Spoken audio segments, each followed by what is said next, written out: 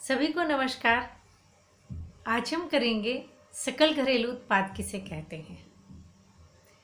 किसी देश की घरेलू सीमा में एक लेखा वर्ष में उत्पादन की गई सभी अंतिम वस्तुओं और सेवाओं का मूल्य ही सकल घरेलू उत्पाद कहलाता है। सब बच्चे ध्यान से समझें। मैंने पहले शब्द क्या बोला है? किसी देश की घरेलू सीमा में, यानी देश के भीतर, है ना। घरेलू सीमा को डिटेल में जाकर आप 12th में भी पढ़ेंगे। घरेलू सीमा को हम डिटेल में भी पढ़ेंगे। तब अभी आप ये समझ लीजिए, देश के अंदर किसी देश की घरेलू सीमा में एक लेखा वर्ष में, लेखा वर्ष कब से कब होता है? 1 अप्रैल से अगले वर्ष का 31 मार्च, ये लेखा वर्ष होता है। आप याद कीजिए, आप नेक्स्ट क्लास में कब चढ़ते हैं? आपका रिजल्ट कब आता है? 31 मार्च को आता है ना। नई क्लास में कब चढ़ते हैं? 1 अप्रैल को। आपको कभी नहीं लगा कि हम 1 जनवरी को क्यों नहीं नेक्स्ट क्लास में आते? 31 जनवरी को हमारा रिजल्ट 31 दिसंबर को हमारा रिजल्ट अनाउंस होना चाहिए और 1 जनवरी को हमें जाना चाहिए स्कूल नई क्लास में।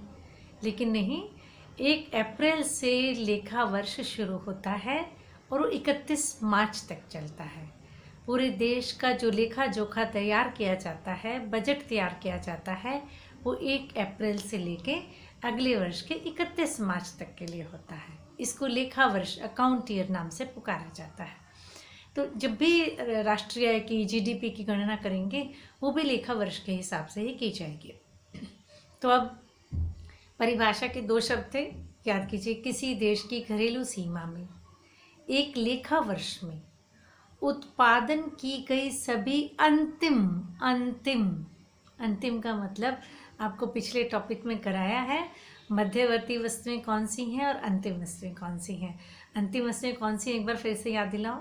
अंतिम वस्तुएं वे वस्तुएं हैं जिनकी मूल्य वृद्धि नहीं की जानी, जिनकी पुनः बिक्री नहीं की जानी। ठीक है, ये उत्पादन परिसीमा के बाहर आती हैं, जीडीपी में शामिल की जाती हैं, है ना। तो केवल अंतिम वस्तुओं को हम जीडीपी में शामिल करेंगे, मध्यवर्ती वस्तु को शामिल नहीं किया जाएगा। अंतिम वस्तुओं और सेवाओं का मूल्य ही सकल घरेलू उत्पाद कहलाता है। तो परिभाषा क्लियर हुई, उम्मीद करती हूँ।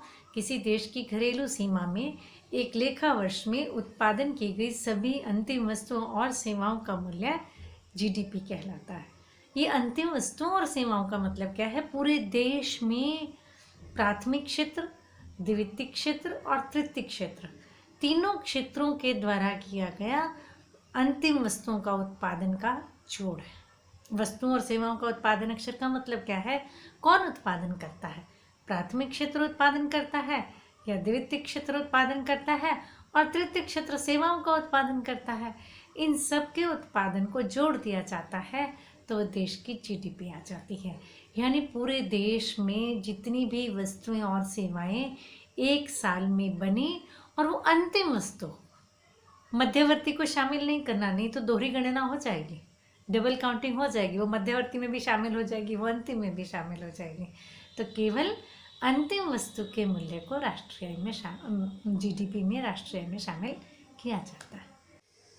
इसका मतलब है जीडीपी के लिए हमको 3 चीज़ों का ध्यान रखना है: लेखा वर्ष, घरेलू सीमा और अंतिम वस्तुएं और सेवाएं। क्लियर?